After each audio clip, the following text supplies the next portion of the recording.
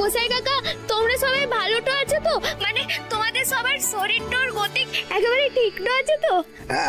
দেখেছো দেখেছো মেয়ের আমার সব দিকে নজর। মা বিনু, তুই কেমন আছিস মা? আমিও খুব ভালোটা আছি গো। আমি এখানে খুব ভালোটা আছি। জয় রাধা মাধব, জয় রাধা মাধব। মা বিনু, ওখানে কোনো ঝামেলা হয়নি তো? তোকে সবাই মেনে নিয়েছে তো মা?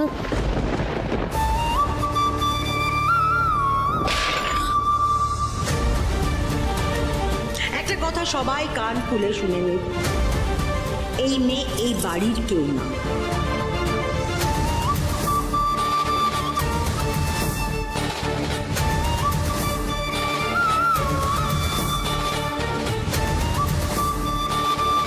কিরে বিনু, কথা বলছিস না কেন? তুই ঠিক আছিস তো ওখানে?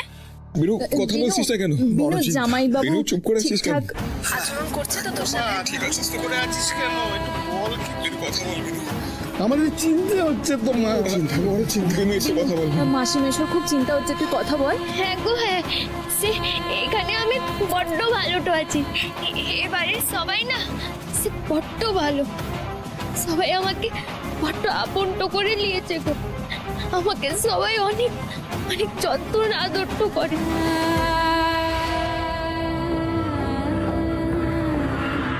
এত খারাপ ব্যবহার করেছে এই বাড়ির সবাই বিনু দিদির সঙ্গে, কিন্তু ওর বাড়িতে একবারও সে কথা বললো না।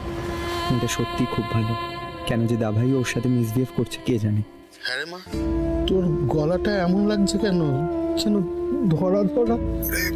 বিনু, তুই কি আমাদের কথা ভেবে কান্নাকাটি করছিস নাকি রে? সে তোমাদের কথা তো আমার একটু মনে পড়বে গো গোসাই কাকা। তোমরাই বলো না, এতদিনে কখনো কি আমি তোমাদের ছেড়ে তো থেকেছি? বিনু, তুই কি কাঁদছিস?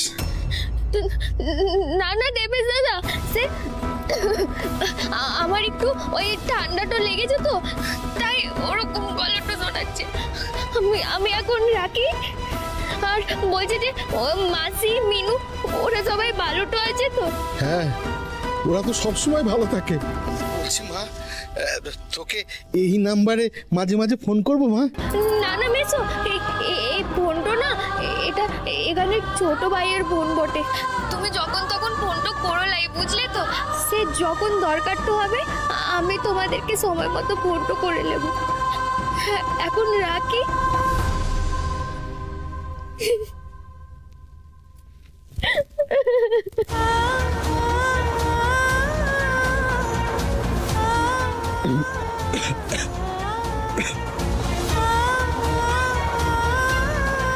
ছোট ভাই এলাম, তোমায় অনেক অনেক ধন্যবাদ বটে। আসলে অনেকদিন পর বাড়ির মানুষের সঙ্গে কথাটা বলেছি তো, তাই একটু। ঠিক আছে, দেখো এখন তো এটাও তোমার বাড়ি, আর এখানে কোনো দরকার পড়লে তোমার এই ছোট ভাই তো সব সময় আছে। তাহলে কোনো হেল্প লাগলে তুমি কিন্তু মনে করে আমাকে বলবে, কেমন? আসলাম। আচ্ছা। একটা বিয়ের জন্য আমার ক্যারিয়ার, আমার স্বপ্ন সবকিছু নষ্ট হয়ে গেল, সবকিছু নষ্ট হয়ে গেল।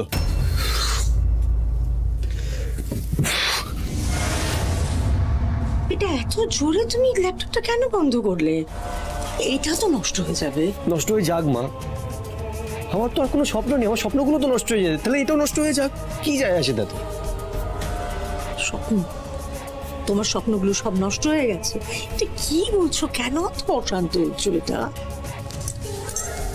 কি স্বপ্ন নষ্ট হয়েছে তোমার, বলো? তোমরা সবাই মিলে জোর করে আমার ঘাড়ের উপর একটা বউকে চাপিয়ে দিলে।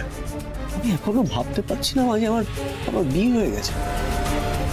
এটা আমি অ্যাকসেপ্ট করতে পারছি না মা। অদ্ভুত বেটা, তোমাকে কে বলেছে এটা অ্যাকসেপ্ট করতে? তোমার কি মনে হয় আমি অ্যাকসেপ্ট করেছি ওই বাড়ির বউ? না তো। শোনো, তুমি এখন নিজের ক্যারিয়ার, নিজের পড়াশুনো আর রুক্মিণীর উপরে ফোকাস করো। তোমাকে এই মেয়েটা, এই বিয়ের নাটক টাটক সব ভুলে যেতে হবে বেটা। এগুলো কোনো ঘটনা নয় বেটা। শান্ত হও, তুমি শান্ত। কি করে শান্ত হবো মা? আমি কি করে শান্ত হবো?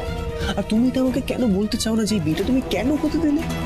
কেন বলতে চাও না তুমি এটা? তোমার তো এত পাওয়ার, এত কানেকশন, এত লোক তোমাকে মানে, তাও তুমি এই বিয়েটাকে আটকাতে পারলে না।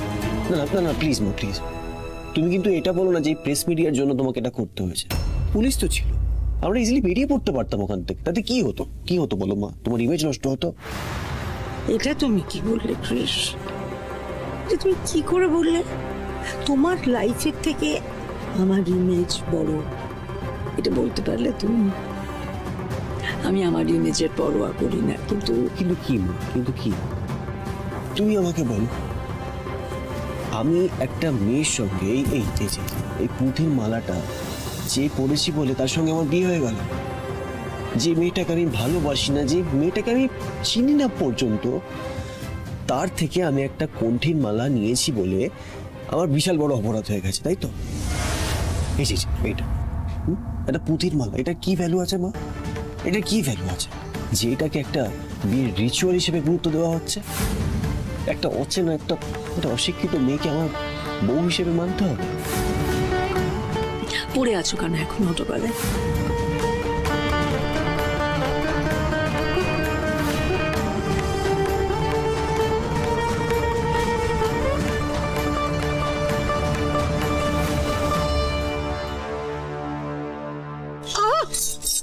মা, মা কি হলো? সুতোতে একটু ওটা খুলে ফেলো, খুলে ছুঁড়ে ফেলে দাও। আমি খুলে দেবো মা, কিন্তু তার আগে তুমি আমাকে বলো তুমি মেয়েটাকে কেন বাড়িতে নিয়ে এলে?